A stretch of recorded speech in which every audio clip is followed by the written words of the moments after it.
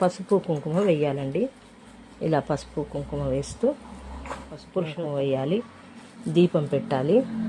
పూలు ఉంటే పూలు వేయచ్చు. మీరు ఈరోజు అధిక మాసం స్టార్ట్ అయింది కదా, మీరు వీడియో పెట్టమన్నారని పెడుతున్నాను. ఇలా పసుపు కుంకుమ అన్నీ వేసేసి మంత్రాక్షింతలు వేయాలి.